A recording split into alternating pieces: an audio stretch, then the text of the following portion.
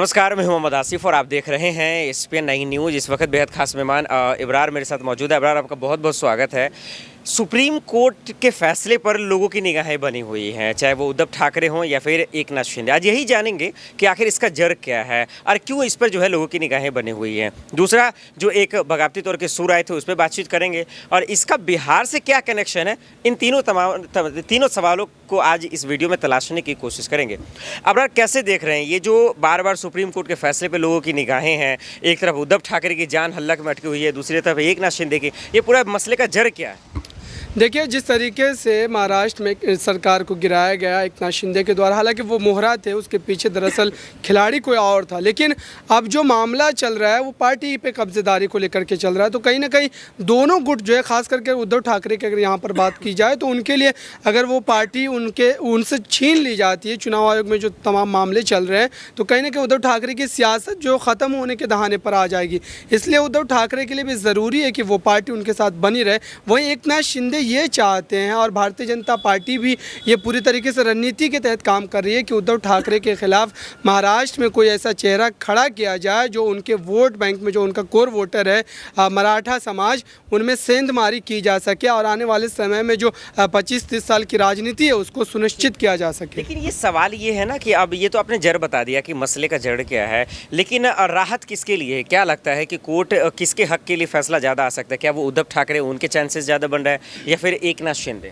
देखिए, संविधान की दृष्टि से अगर हम देखेंगे तो संख्या बल जो है वो है एकनाथ शिंदे के साथ, तो वहाँ पर दल बदल कानून लागू नहीं होगा। ये सारी बातें हरीश साल्वे ने सुप्रीम कोर्ट में भी रखी थी दलील के तौर पर, लेकिन उसके विरोध में जो कपिल सिब्बल ने बात कही थी, उन्होंने कहा था भावनात्मक तौर पर उन्होंने कहा था कि अगर इस तरीके से सरकारों के मत को चुराया जाएगा, पैसों के द्वारा ख़रीदा जाएगा, तो कहीं ना कहीं लोकतांत्रिक देश में एक गलत परंपरा जो है वो सेट होगी। तो ये सारी बातों को देख करके अब सुप्रीम कोर्ट भी बड़ा संजीदा हो गया इस मामले में। और चीफ जस्टिस जो थे, हालांकि वो रिटायर हो गए, NV रमना, उन्होंने कहा था कि इस मामले को संवैधानिक पीठ को जो सौंपा जाएगा, तब जा कर के पूरी गहराई से जांच पड़ताल कर करके इस मसले को जो एक तरीके से हल किया जाएगा और तब जाकर फैसला होगा ये सरकार संवैधानिक है या असंवैधानिक है। अब एक सवाल ये है अबरार, जो बहुत बड़ा सवाल है कि एकनाथ शिंदे, ठीक है वो तो हो गया, उनके विधायकों के जो सुर आ रहे हैं बगावती तौर के, ये 50 दिनों के बाद सरकार बनने के बाद, ये कितना खतरनाक है, कितना चुनौतीपूर्ण है बीजेपी के लिए भी, एकनाथ शिंदे के लिए भी? देखिए, एकनाथ शिंदे ने जिस तरीके से सरकार का गठन किया तो उनके लिए चुनौती तो शुरू से ही थी और जब तक सरकार रहेगी तब तक रहेगी, क्योंकि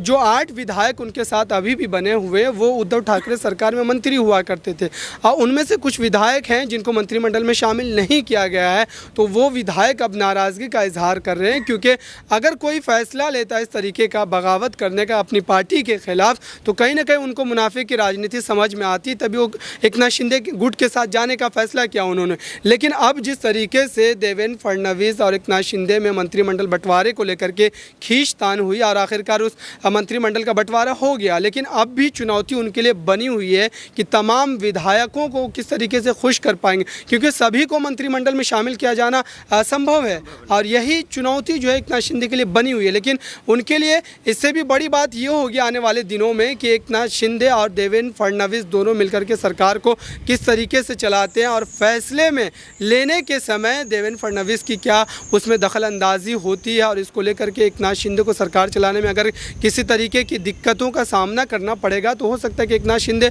फिर भाजपा के खिलाफ अगर बयानबाजी करेंगे तो कहीं ना कहीं विपक्ष को एक बड़ा मौका मिलेगा सरकार पर निशाना साधने का। वाकई में विपक्ष को एक बड़ा मौका मिलेगा। अब 2 सवाल है हमारा, एक तो बिहार के कनेक्शन का हमने कहा वो आखिर में लेते हैं,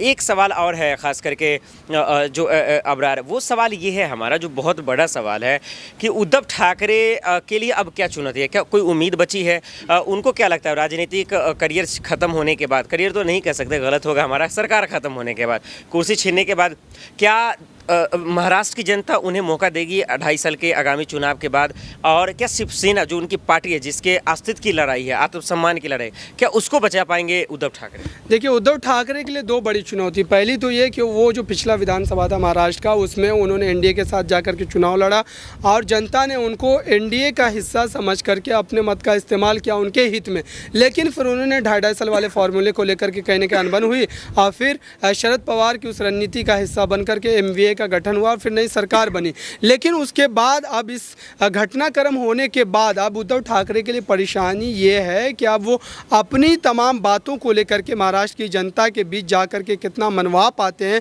साथ ही महाराष्ट्र की जनता इस बात को लेकर के भी कहीं ना कहीं गुस्से में है कि उद्धव ठाकरे कांग्रेस और एनसीपी जैसी पार्टियों के साथ जाकर के सरकार बनाई, क्योंकि बाला साहब ठाकरे की जो रणनीति हुआ करती थी, जो उनकी आइडियोलॉजी थी, विचारधारा, उसको लेकर के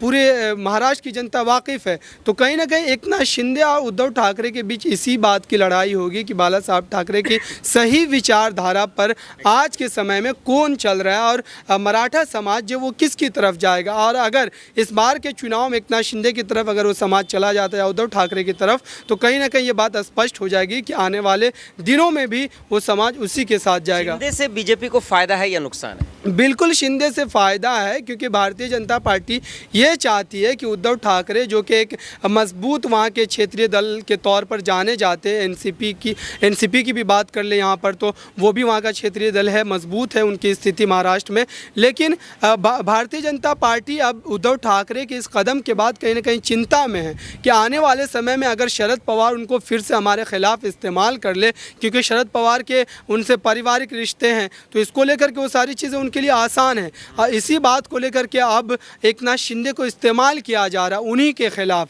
और ये बड़ी रणनीति है भारतीय जनता पार्टी के। उद्धव ठाकरे इसमें काफ़ी पिछड़ते हुए नजर आ रहे हैं। चलिए एक आखिरी सवाल की ओर रुख कर रहे हैं, और आखिरी सवाल, जब से बिहार में उलटफेर हुआ है, नीतीश कुमार एनडीए से अलग हो गए हैं, बिहार में बीजेपी की सरकार गिर गई है, तो लोग जान रहे हैं और कह रहे हैं, जानकार भी यही कह रहे हैं कि दरअसल नीतीश कुमार ने जो आवाज़ उठाई है, जो फैसला उन्होंने किया है, वो बिहार के नज़रिए से तो ठीक है, लेकिन महाराष्ट्र में उसके बाद जो है ये उठा पटक,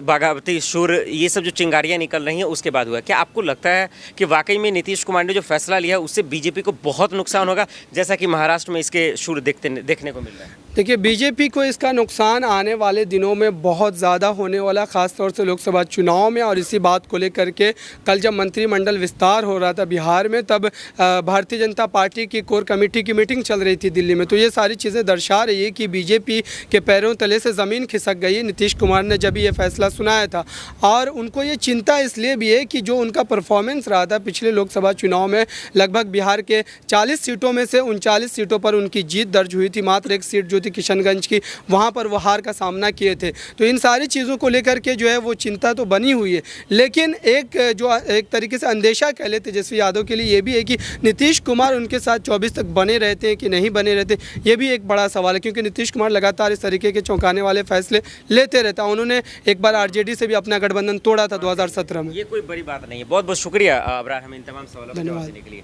अब ये बात सही कहा है अबरार ने कि वाकई में ये कुर्सी तो आते जाते हैं, उलटफेर होते रहते हैं, दल बदलू की राजनीति होती रहती है, लेकिन जहाँ तक पार्टियों का सवाल है तो उद्धव ठाकरे के लिए वाकई में और एकनाथ शिंदे के लिए सुप्रीम कोर्ट के फैसले पर निगाहें बनी रहेंगी कि वाकई में क्या फैसला आएगा। चलिए आज के लिए इतना ही, मुझे दीजिए इजाजत और आप देखते रहे SPN9 न्यूज़। नमस्कार।